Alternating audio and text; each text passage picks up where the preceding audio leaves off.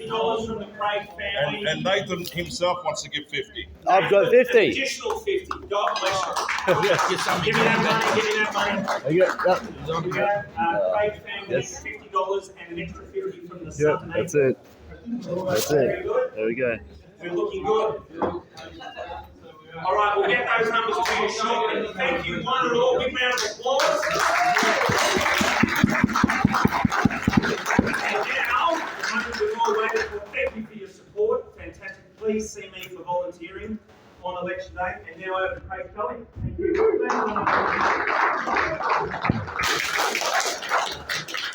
Firstly, thank you all for coming tonight. Thank you for standing up for Australia.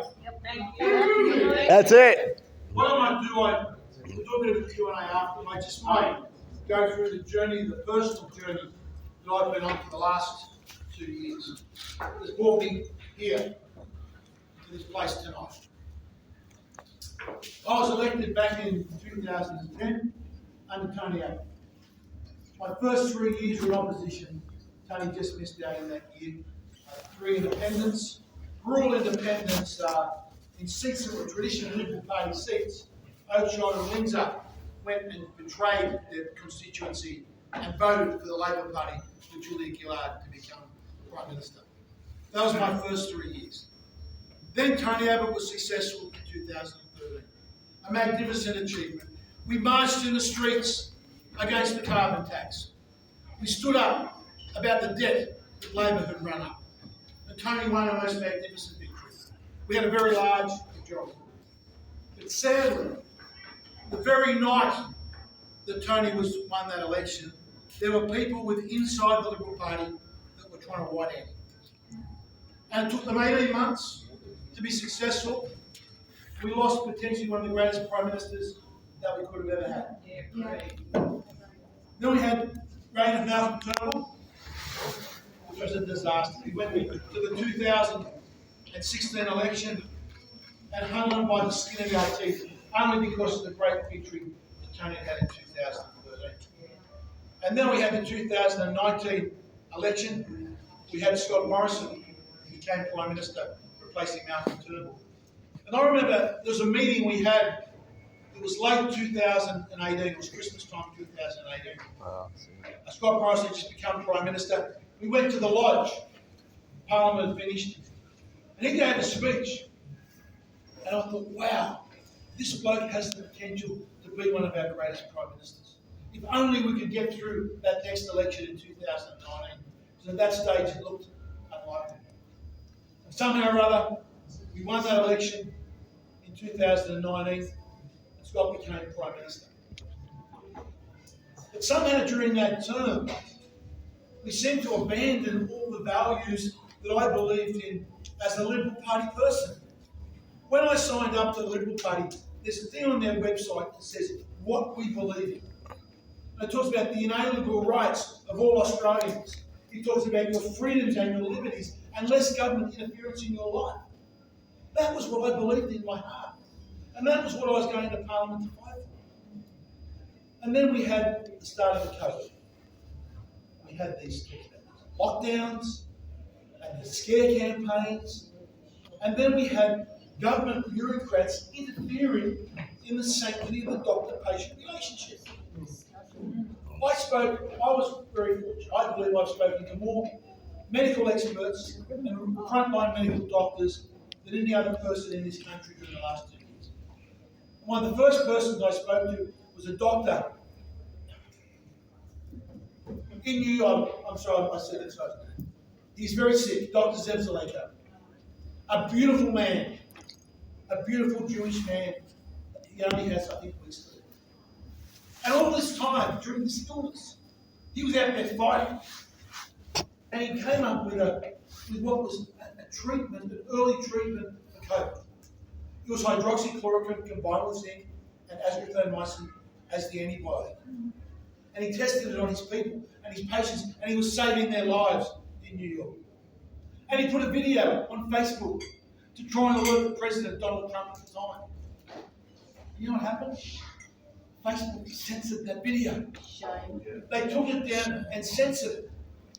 And I posted that on my page. before I did so, I made sure I checked who this person was. Was he a real doctor? Was this real? I did my checking on it. I posted it. And then someone from the ABC rang me up, demanding that I apologise for posting false information. I said, hang on. How do you know it's false information? He said, oh, Facebook have censored it. I said, hang on. You've got a medical doctor here giving first-hand testimony to the treatments he's been using. And you've got someone at Facebook that is not a medical person and they've decided to censor it, and you want me to apologise? Can't you see you are missing an enormous story? That we've got these large social media giants censoring medical doctors? That is the story. And they missed it.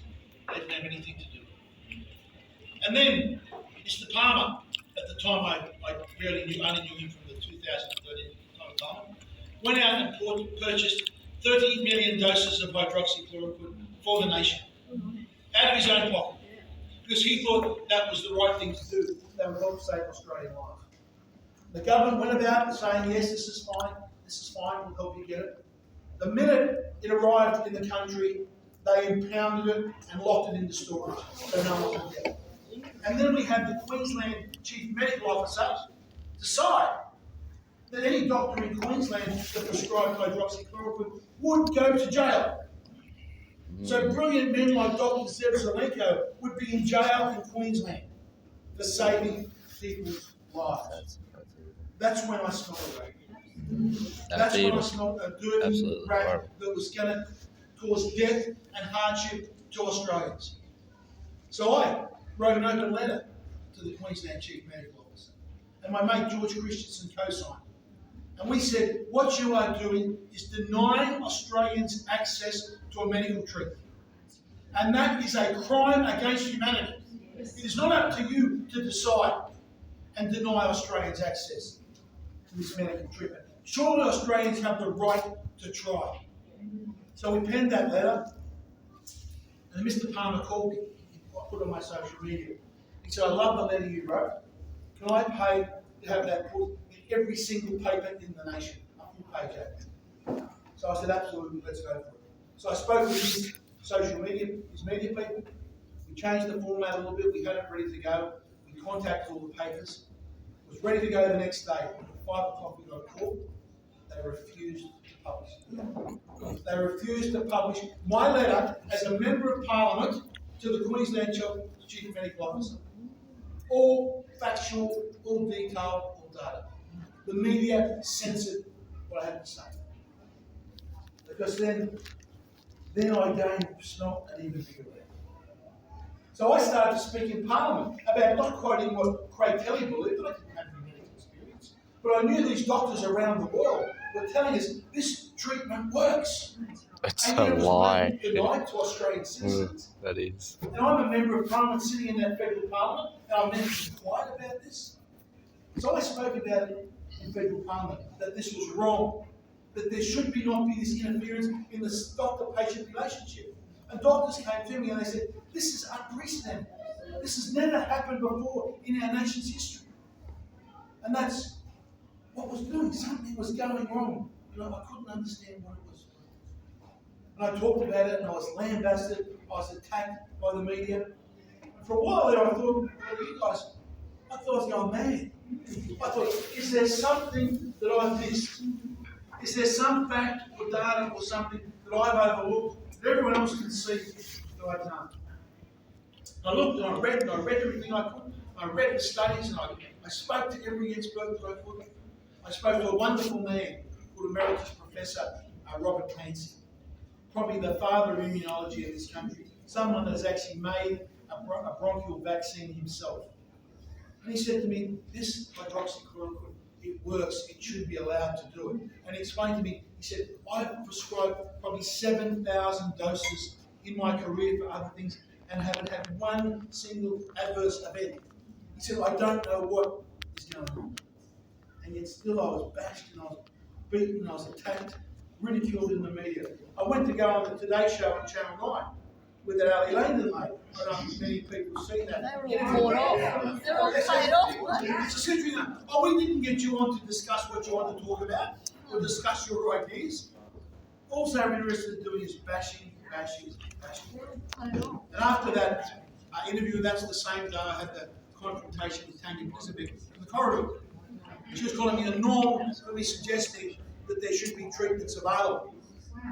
And then straight after that, I got a text message on my phone. It was the Prime Minister's office, report to the Prime Minister's office. It reminded me of school when you bring young something wrong. They told me sum to the principal's office. I was summoned to the Prime Minister's office. So I walked in there, and you don't know, when you do that interview on the TV, you actually don't get to see them, you just look at television, like a television camera, you're in a dark room. You're not sure how it came off. Door slams behind me, and the Prime Minister of the Chief of Staff is like, "You stuffed up," and there we go, yelling, and they're screaming at me about how bad I've done it. Don't you do any more interviews? You've got to shut up. You've got to be quiet. Stop talking about these things. So I said, "Oh, that was a train wreck of an interview. It's a disaster. You're not to do any other media, unless you get it approved by us." So I walked back to the table between left. Really that bad, I'm thinking down, and a mate texted me. He said, "Go to the Today Show's Facebook page and read the comments, right?" And I think, oh, maybe there might be like 20% of the comments that are actually favourable to me. There might be a few odd comments in there. And there were thousands. There were thousands of comments, all supporting me. And this is their Facebook page where they're trying to support. And they're still doing. So after that, I decided I was going to hold my ground. I was going to act upon my conscience. And my conscience wouldn't allow me to sit there and to be quiet in the federal parliament. Unlike many of my other Liberal and National colleagues that decided to be silent about this, I will never forgive them for their silence.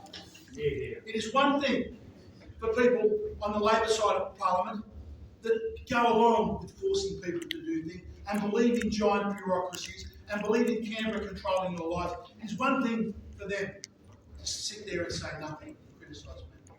But for my own colleagues from the Liberal National side that say they believe in freedom, to sit there in silence, and then they come up in the corridors and they go, they bang me on watching and they go, "Oh, good on you, Craig, good on you for saying that." And I'm saying, for goodness sake, can't you speak out yourself? Lives are on the line here. Our economy's on the line. You've got to speak up. I said, remember, the privilege of speaking in that federal parliament, that doesn't come for free. You stand in that federal parliament and you stand in the middle of Parliament House and you look out the front doors. That's perfect alignment. You see straight down Anzac Parade, over the top of Old Parliament House, over Lake Burley Bridge, up to Anzac Parade to the Wollongong. And that's done purposely to remind us that there's 100,000 Australians that have sacrificed their lives for our freedoms and our right to speak freely in that parliament.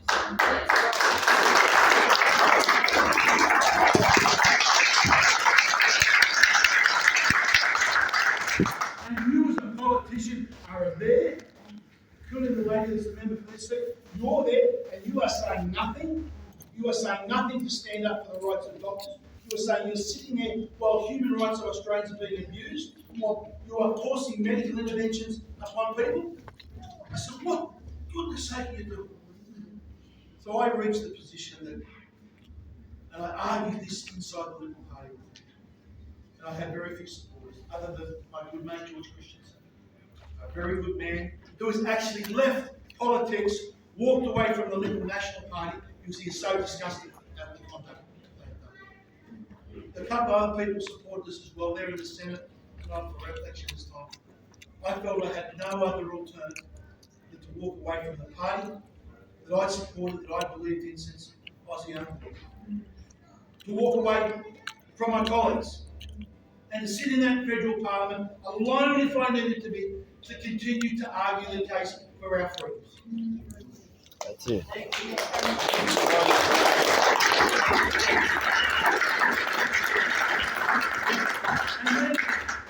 And then these mandates started to rise. On the 21st of October. and the concept of a vaccine passport. That you have to show your medical papers, like some bad movie that goes back to Europe in the 1940s and 1930s, that you must show your medical papers before you can actually participate in society. And I thought, this is completely wrong. I said, surely, I'm thinking, how could they do this? What, you may have to show your medical papers to travel to Queensland or to jump on a plane. I never thought back then that they would force you to show your medical papers, that they would force you to undergo a medical intervention against your free will to keep you in the country. That's it. That is not coercion. That is blackmail and extortion. It is. That's right. If you are forced to do that, if you That's are it. forced to undergo something, undergo medical treatment, that without that, you need your job to pay your mortgage, to pay your kids' school fees, to put food on the table for your family, to pay your car payments. If you are forced to do that, you are being blackmailed and extorted. That's right. And members of the Liberal and National Party sat there and said nothing about it. I put bills up before the federal parliament to outlaw this. I copied the legislation from Governor Ron DeSantis in Florida that had banned this idea of domestic vaccine passports and vaccine mandates in Florida. I copied his legislation and I took it to the federal parliament and I debated it. I had out of the whole other 150 members in that chamber, I had one support. One supported George Christian. Every other single member of parliament voted to violate the human rights of their fellow Australians because of the brainwashing It's that had been horrible. going on. Yeah. Then I realised that the citizen independent in federal parliament, I could probably get back in running as a maverick sort of MP. And then Mr. Palmer came to me and I talked to the other parties. I talked to several other parties about joining them and trying to put a team together to fight at this election to give Australians an alternate voice. And the other guys are all good guys, all good people, but the reality was I went with the United Australia Party because they had the financial firepower. And I knew we would need that financial firepower because when election campaigns come around, the media like lapdogs will do it as a presidential contest between our and Eastern Moss. And unless we have the financial firepower to run our own ads, we'll be squeezed out. We'll be squeezed out anyway, but at least this gives us the chance to fight. Yes, that's right. So we went around and we said, let's put an ad out and see how many people want to put their hand up to members of the United Australia Party. I've got 85,000 people, Australians, put their hand up to join us. That made us the largest political party in the country. Yeah. Yeah, it was great. And then all our candidates. And I'll tell you what, the other 150 candidates are some of the greatest people that I have met in my lifetime. I've lost a lot of friends over the last 2 years. But I'll tell you what, the people that are putting their hands up to fight alongside me in all these seats, these other 150 seats, I rate them 10 times higher. I've met 10 great people for every friend that I've lost. And I'm very proud of every single of those other 151 people that have put their hand up, that are prepared to take it up at this election and prepared to take the barbs and the criticism and the angst that comes from being a political candidate. They are great and they are good people. Excellent. Beyond. But since then I've been taking up every single day, arguing the case because the evidence and the data is all on our side. Absolutely, that's Like a right. tsunami, and that's going to swamp these people.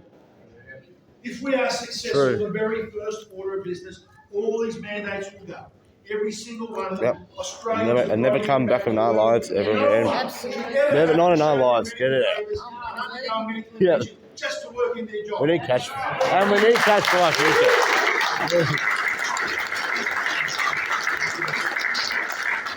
Second job I'm going to do is I'm going to pick up the telephone and I'm going to ring the chairman of the Australian Competition and Consumer Tribunal and tell you what, go and prepare a case against Pfizer for misleading and deception.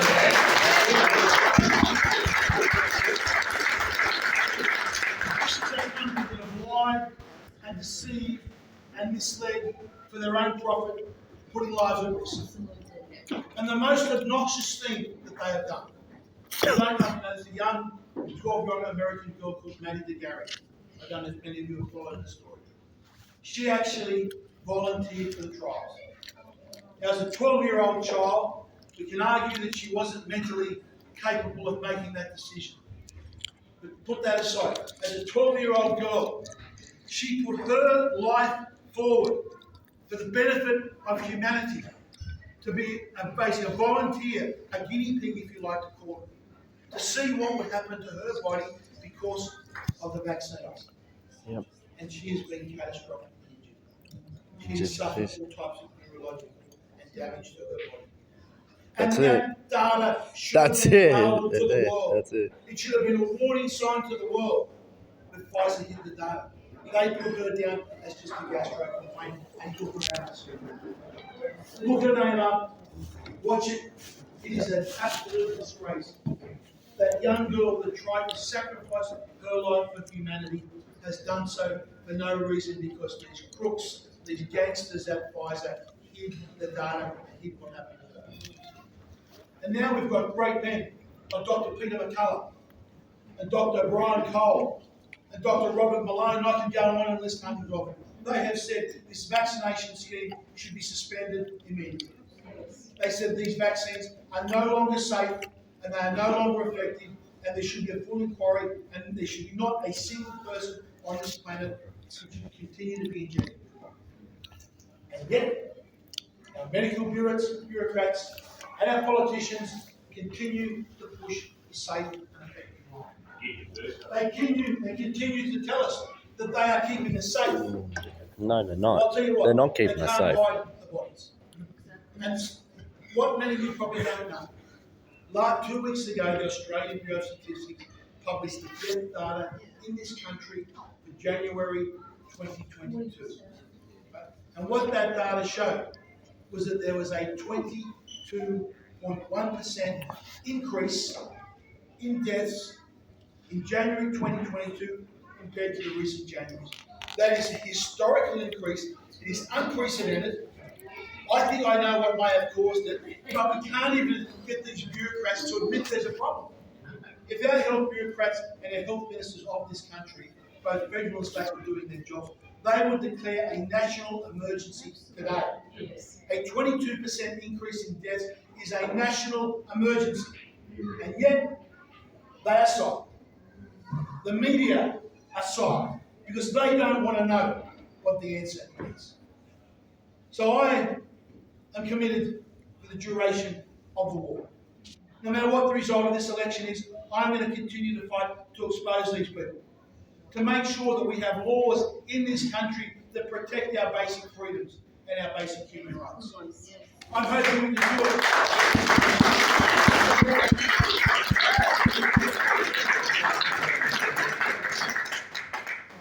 That's my commitment. I've got my own battles and my own sinterviews, and we're going to fight for every single vote there.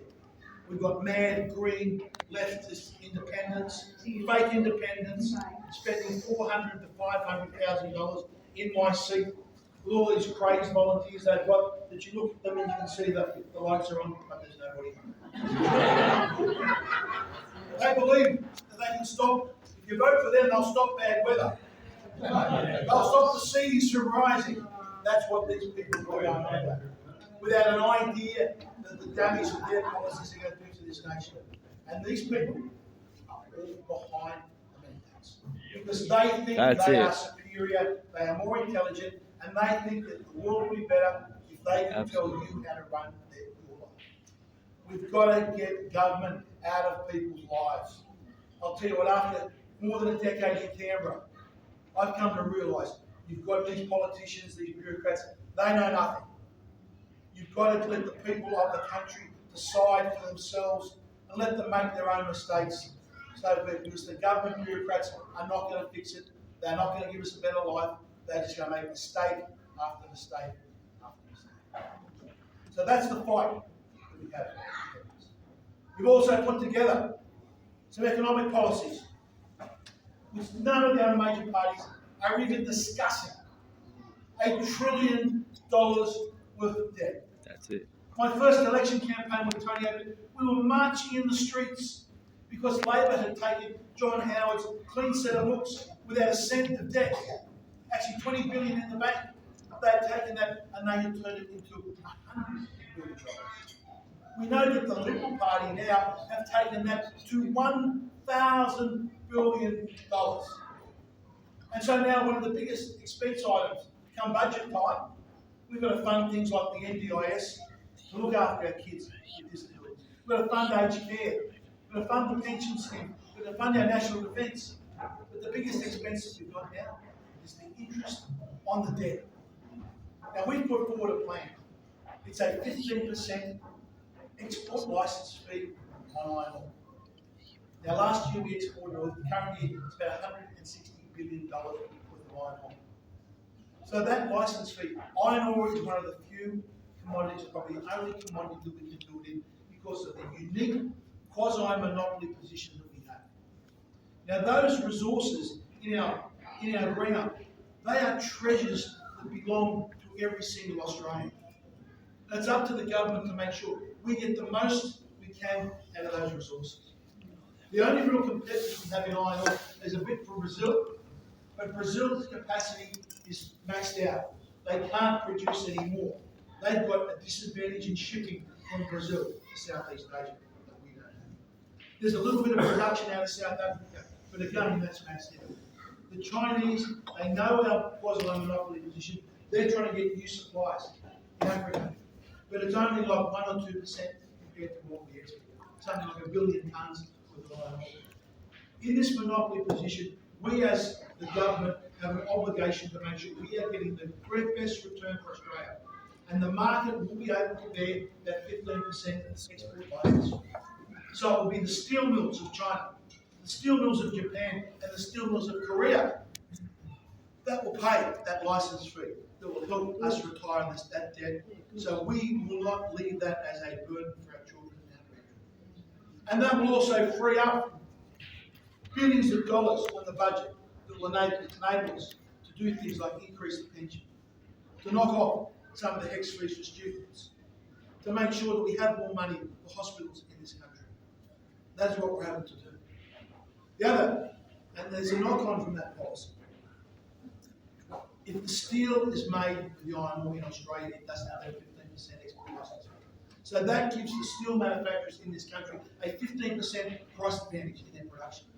That will encourage and incentivise steel production again in this country. We can go back to being a country that makes things. Because the steel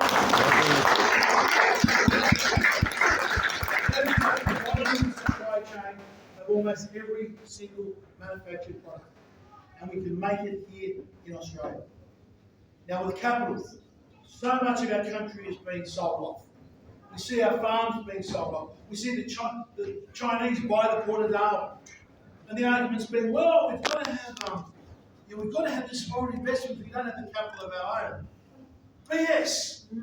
We've got $2.5 trillion of Australian superannuation savings invested overseas. Now I believe you want your super, great. You get a tax deduction, great.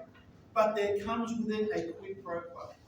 If you want a tax deduction on your super at the expense of the Australian taxpayer, you should have an obligation to invest at least half of it here in our country to create industry and jobs and wealth in our country, not just dump it overseas. So that policy will see $1 trillion worth of capital returned to this nation to build and invest in new industries and infrastructure in our country. None of the other parties are talking about this. And then it comes to the issue of housing affordability.